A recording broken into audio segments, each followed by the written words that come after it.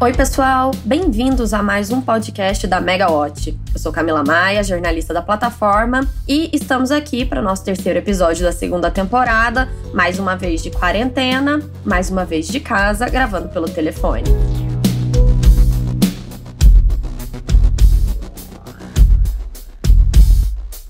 A nossa conversa de hoje vai ser com Paulo Pedrosa, presidente da Associação dos Grandes Consumidores de Energia e Consumidores Livres, a Abrace. E vai ser sobre a abertura do mercado de gás natural brasileiro.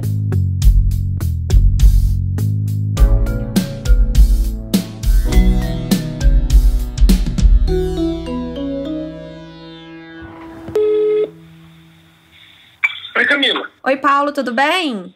Ô, Camila, como vai? Muito obrigada por participar do nosso podcast. Eu queria que, inicialmente, você falasse um pouquinho sobre a sua carreira, né, aí à frente da Abrace e também todos os anos que precederam, e também falasse um pouquinho do porquê que é importante a questão do gás natural para os seus consumidores, para consumidores que são representados pela Abrace. Certo, Camila. Bom, minha carreira quase toda no setor de energia. Então, eu comecei na Eletronorte como especialista em projeto de turbinas hidráulicas. Depois, além do projeto, montagem e comissionamento das turbinas. Ali, basicamente, Tucuruí, claro, a primeira fase, Balbina, Samuel, Coraci Nunes.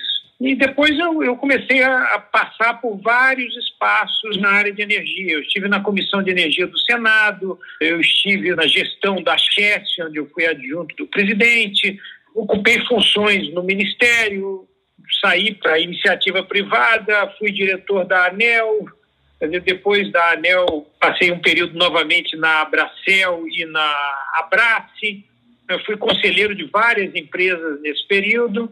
Passei uma temporada no governo agora, que foi muito interessante, como secretário executivo do Ministério, e voltei para a Abrace e para alguns conselhos. Então, eu acho que talvez eu tenha tido a sorte, né, de ter sentado em quase todas as cadeiras da área de energia. Então, eu sei pensar como comercializador, como consumidor, como investidor em distribuição, em transmissão, em geração, empresa estatal, empresa privada, regulador, governo.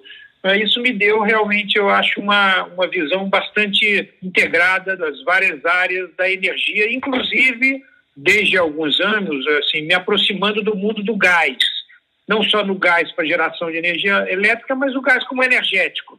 Isso aconteceu na Abrace, quando eu liderei lá atrás um projeto muito grande chamado Mais Gás Brasil, né, que foi um projeto em que se buscou o que havia de mais moderno no gás no mundo, com consultorias muito importantes, a PSR, a Gas Energy, o professor Ashley Brown de Harvard, em que nós montamos um modelo interessante de desenvolvimento para o setor de gás, que não prosperou, obviamente, na discussão do governo Dilma, que estava mais interessado em outros aspectos do setor de petróleo e gás e da Petrobras.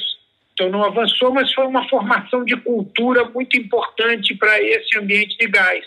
Depois, no Ministério de Minas e Energia, coordenei, trabalhei muito no projeto Gás para Crescer, que reuniu uma enorme discussão para o setor elétrico, assim como a CP33 foi para o setor de gás. Que virou o novo mercado de gás, né? Se construiu um consenso interessante naquela época, se tentou levar isso para o Congresso, mas não avançou, porque as forças contrárias trabalharam de uma maneira muito intensa para evitar, e talvez a gente tenha sido um pouco ousado na concepção daquela época. O governo atual foi talvez mais inteligente e também tinha um consenso maior entre toda a estrutura de governo, órgãos reguladores, CAD, então encaminhou um modelo muito, muito semelhante com o que havia sido desenvolvido, mas de uma forma mais inteligente. Então ele, ao invés de provocar um conflito sobre o que a Constituição procurou estabelecer, do que é o Serviço Local de Gás Canalizado, e jogar esse conflito para o Congresso, o governo trabalhou no acordo do CAD, trazendo a Petrobras para fazer a parte dela da abertura do mercado e buscando uma lei de maior convergência, que nós estamos querendo que seja colocada em votação, e promovendo a competição também entre os estados. Quer dizer, ao invés de unificar tudo numa legislação federal, que seria uma solução interessante, mas politicamente inviável, o governo promoveu a competição entre os estados. Então, a gente vê alguns estados, como Sergipe, Rio de Janeiro, seguirem numa determinada direção e outros em direções diferentes. Então, essa competição vai definir que estados vão atrair mais investimentos em termoelétricas e indústrias, e a ideia é que, na medida que isso dê certo em um estado, no efeito dominó, os outros todos vão ter que ir modernizando as suas legislações e regulações estaduais também. Então, essa é basicamente um pouco do que eu vivi e particularmente do que eu tenho vivido no ambiente do gás natural. Entendi, Paulo. O legal é que agora o projeto de lei 6047, né, de 2013, e ele finalmente parece que vai começar a andar para conseguir a abertura do mercado de gás. Agora, na semana retrasada, teve a aprovação do Marco Legal do Saneamento e o ministro da Economia, Paulo Guedes, deixou claro que a questão do Marco Legal do setor de gás natural é um dos próximos passos do governo. É isso, Camila. Eu até diria o seguinte, o projeto do gás é talvez dos mais importantes que estejam na pauta do país. Ele vai definir o nosso futuro daqui a 20 anos, por exemplo. Quando se olhar para o ano de hoje lá de longe, vai se enxergar, claro, que foi o ano da pandemia, mas talvez se enxergue que foi o ano em que se tomou a decisão sobre o gás natural e essa decisão contribuiu para um ciclo de modernização da economia brasileira, de reindustrialização e de uma oferta muito grande de empregos. Então, é um processo muito importante e, no fundo, muito relacionado com isso que a gente vê acontecer no Brasil há muitos anos. É um país que está fazendo escolhas que vão definir que tipo de país ele é e será. Então, a discussão do gás é muito parecida, de certa forma, com a do saneamento, mas também com a da reforma previdenciária e reforma trabalhista. O Brasil é um país que, muitas vezes, ele cria grupos privilegiados em detrimento dos resultados para a sociedade como um todo. Então, quando você dá transparência a isso e promove um enfrentamento, muitas vezes há um esforço natural desses grupos de buscarem a preservação dos espaços. Isso é democrático, é natural, mas está na hora de fazer uma escolha. E no caso do gás, a escolha está ficando madura, ela tem a convergência total do governo. Essa sexta-feira mesmo eu tive uma reunião com 50 representantes da indústria, que estão fazendo um movimento, lideranças importantíssimas da indústria, pela aprovação do mercado do gás, com o ministro Bento. E ele demonstrou absoluto alinhamento e empenho na aprovação do projeto, nos termos aprovados lá na Comissão de Minas e Energia da Câmara, num projeto que representou uma convergência extraordinária, o projeto possível. Esse é o momento mesmo, essa convergência ela está crescendo e está na hora de botar para votar.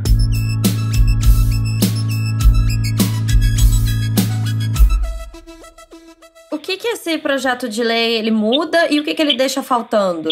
Olha, esse projeto de lei ele facilita um conjunto de coisas importantes, como, por exemplo, as autorizações para os gasodutos. E ele consolida avanços que já aconteceram no infralegal e dá segurança jurídica para investimentos que são, assim, extremamente capital-intensivos e não podem ser feitos sem essa segurança. E, ao mesmo tempo, ele reduz a rigidez de algumas definições regulatórias que podem atrapalhar o desenvolvimento do mercado de gás. Então, não é o projeto ideal para ninguém, mas ele é um projeto que representou um consenso possível. Eu participei de muitas discussões em torno desse projeto e é, no fundo, um exercício da democracia e da política. Quer dizer, o projeto possível não é o projeto ideal para ninguém. Eu, por exemplo, gostaria muito que ficasse garantido o acesso direto das indústrias aos gasodutos de transporte, a rede básica do gás. Mas eu entendo que isso traz um conflito muito grande com o conceito do monopólio natural das distribuidoras e que esse conceito pode ser trabalhado e interpretado de maneiras que não impedem o desenvolvimento do mercado, mas não levam a um conflito absoluto. Cada segmento abriu mão de alguma coisa. A indústria química, por exemplo, gostaria muito da previsão de regras para o gás e matéria-prima, mas isso traz uma dificuldade com os produtores. Ou a especificação da qualidade do gás. De outro lado, os autoprodutores gostariam muito que o projeto fosse mais claro em relação à definição da autoprodução e da autoimportação.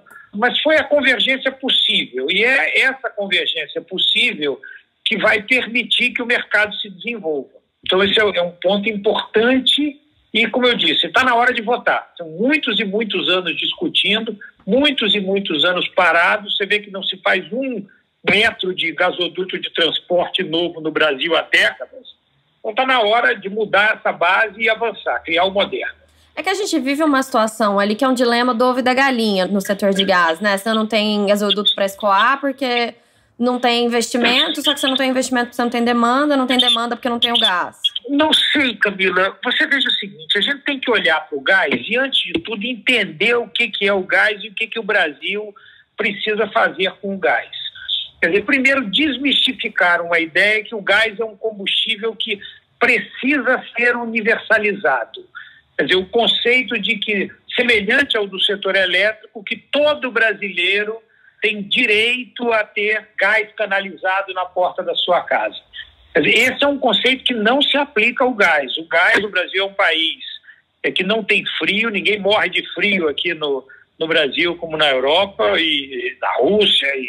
Ele é um combustível de mercado que vai competir com o gás de bujão, de botijão, com o diesel, vai competir com energia elétrica, vai competir com óleo pesado, né? Então, em cada lugar, um combustível talvez seja o mais adequado para atender a necessidade que o gás poderia atender. Então, ele precisa assim, ocupar a infraestrutura atual, que é ociosa, muito ociosa, permitir a reindustrialização e térmicas que estejam perto dessa produção do gás e do transporte atual, e com isso ele vai ganhando musculatura e, de acordo com a necessidade, com a oportunidade econômica, ele vai se expandindo.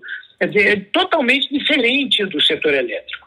A ideia de que você precisa trazer para o gás os defeitos que se acumularam no setor elétrico é muito ruim. Quer dizer, subsídios cruzados, reservas de mercado, proteções.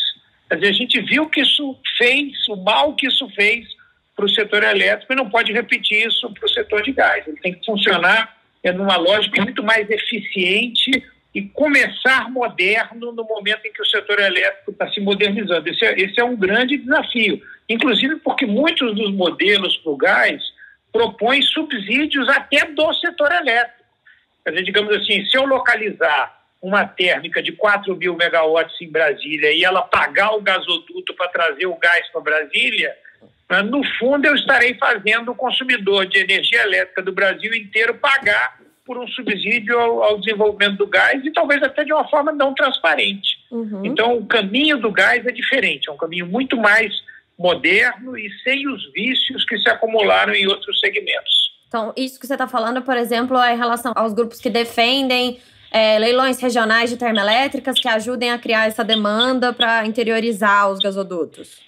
Veja, qualquer espécie de distorção e que crie subsídios dentro de um setor, entre consumidores, do tesouro para um setor, entre regiões, qualquer subsídio, ele deveria ser muito explicitado e a decisão tem que ser tomada com transparência. Acabou a era de se fazer o bem localizado em troca do mal distribuído no Brasil, e se esgotou.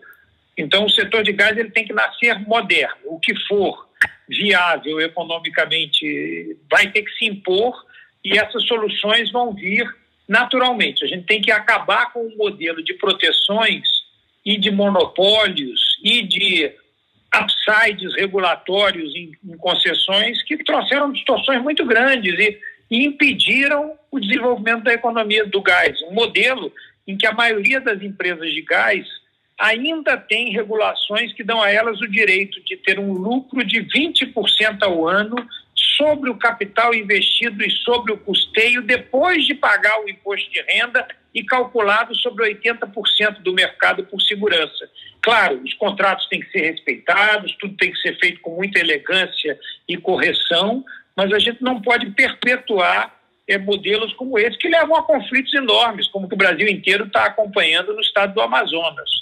Então, essa modernização ela é necessária para o gás. O gás tem que nascer apontando para a direção do novo.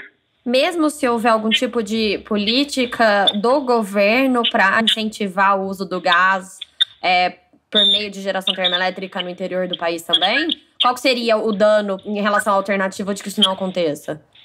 Veja, sob o nosso ponto de vista da indústria, quer dizer, se o governo tiver uma decisão política de fazer isso, que use o dinheiro público do Tesouro Nacional, aprove no orçamento da União, dê transparência à sociedade e conduza o investimento. O que não pode acontecer é isso ser feito de uma maneira assim, com subterfúgios e não transparente. Ficar embutido no preço, né? São distorções e isso, no fundo, termina levando a um ambiente que não é o competitivo e não serve à economia brasileira. As políticas, elas são o papel do governo definir, mas, ao mesmo tempo, elas precisam ser definidas com transparência. Esse jogo tem que ser claro, porque senão alguém paga. Quer dizer, você gera um emprego numa ponta, mas desemprega muito mais na outra ponta por quem está recebendo energia mais cara do que poderia ser, seja energia elétrica, seja gás natural. No fundo, está na hora de a gente criar um ambiente, ter capital privado novo, uma cultura de investimentos nova, e renovar esse país. E o gás é importantíssimo para isso, para dar competitividade para a economia. E nada melhor do que o preço do gás competitivo, que vai vir da oferta do pré-sal e de um mercado internacional em que os preços do gás estão apontando para valores muito atrativos por um período bastante significativo pela frente. Então, essa é a vantagem que a gente tem que aproveitar. No fundo, estamos decidindo quem vai capturar a riqueza da produção do gás do Brasil e dos preços baixos de gás no mercado internacional. Essa riqueza vai se espalhar e se distribuir na economia brasileira, vai dar competitividade à produção, vai virar investimentos e empregos, ou ela vai ser capturada por segmentos da economia. Essa decisão é uma decisão política e ela tem que ser tomada de forma transparente e, na nossa opinião, já houve uma convergência necessária para a votação do projeto.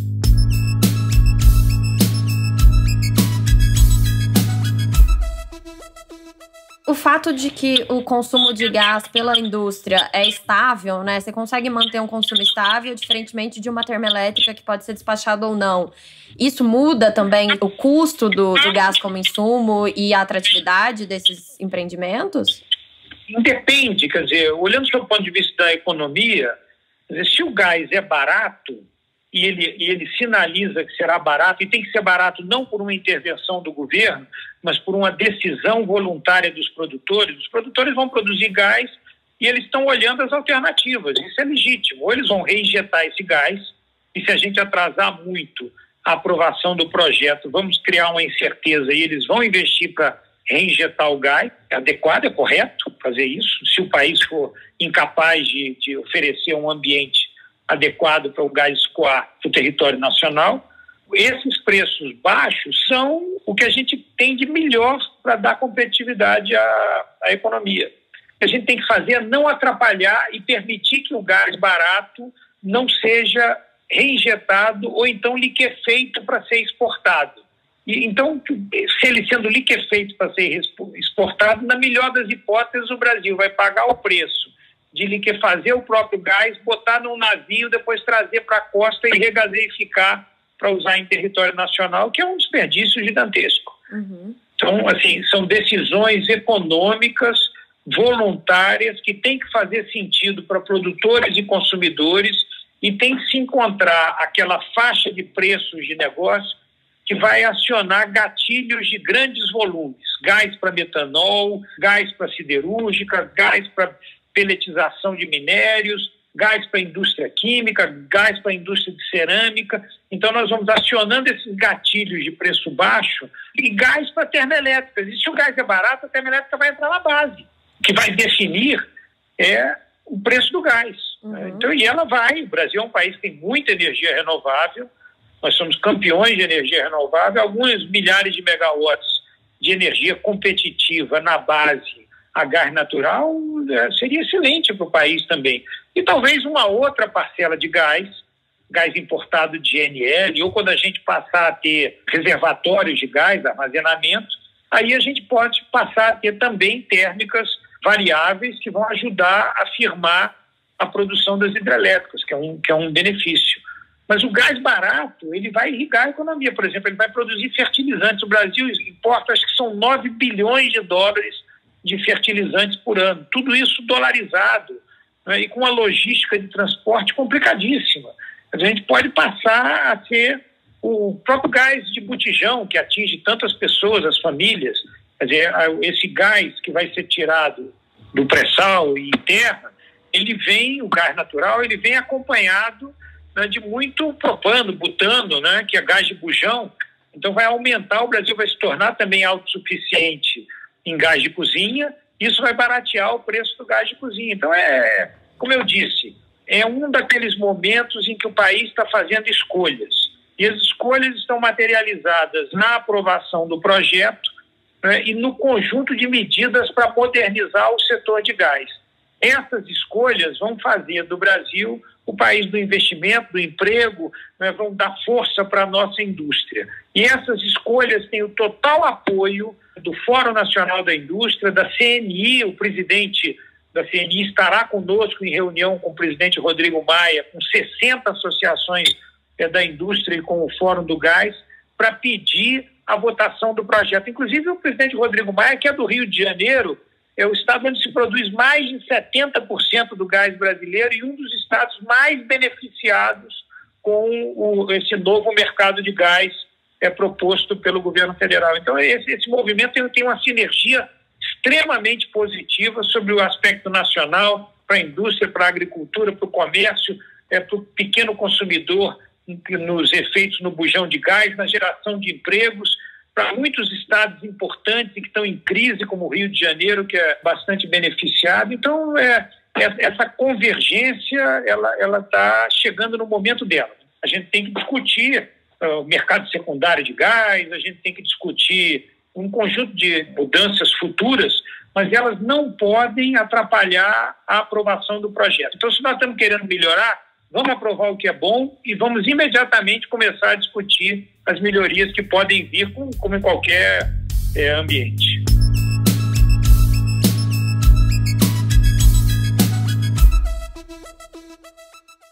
Paulo, enquanto esse projeto de lei está tramitando, né, tem algumas medidas que vão sendo tomadas em paralelo.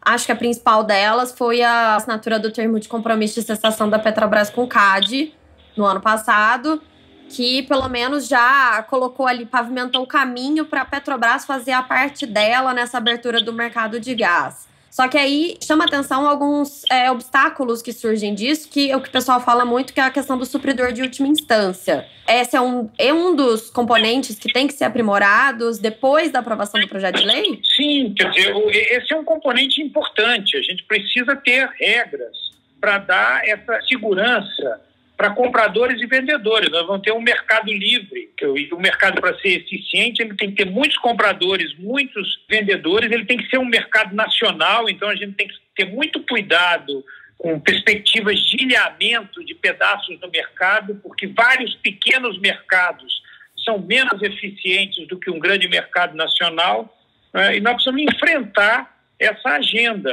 a integração do mercado, o supridor de última instância, avançar no acesso às unidades de regaseificação e tratamento de gás. Quer dizer, a agenda do gás ela não acaba com o projeto de lei, mas o projeto é o necessário agora. É um passo importante para finalizar uma evolução do mercado. E, claro, continua a discussão, entre outros pontos, esse do mercado secundário e do supridor de última instância. E, no fundo, quando a gente tiver um mercado secundário, todos deverão poder vender nele, todos poderão comprar dele, e o próprio governo, que no fundo é dono de uma quantidade enorme de gás, né, pelo seu gás do regime de partilha, pode também ter no mercado secundário um espaço para ser um market maker e oferecer o próprio gás do governo a preço de mercado, decisões voluntárias. Essa tem que ser a regra para todas as áreas, mas o próprio governo pode ser um market maker com o seu gás nesse mercado. E a gente não pode começar a discutir isso e fazer essa decisão, digamos, a gente está criando uma criança, nós estamos discutindo o colégio que ela vai entrar agora e se vai ser uma escola bilíngue ou não. Eu não posso discutir qual a pós-graduação que essa criança vai fazer ou o modelo de vida lá na frente, com 30 anos no futuro. Não, vamos agora aprovar o projeto, vamos fazer o que é necessário, vamos avançar, vamos criar confiança, vamos sinalizar uma direção e todos nós assumir o compromisso com a agenda de melhorias. Mas, como eu disse, sempre olhando o que é melhor para o país.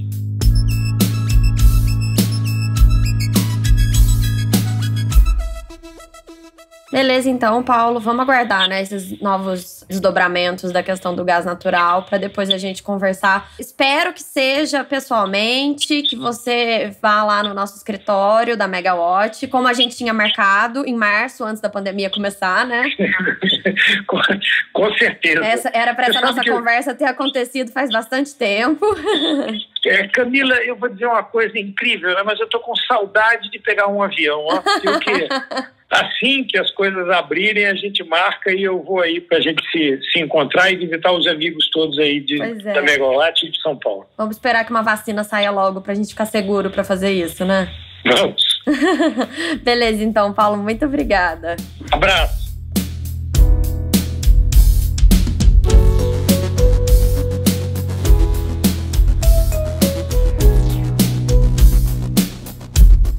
Bom, pessoal, esse foi o nosso podcast dessa semana. Até a próxima e se cuidem.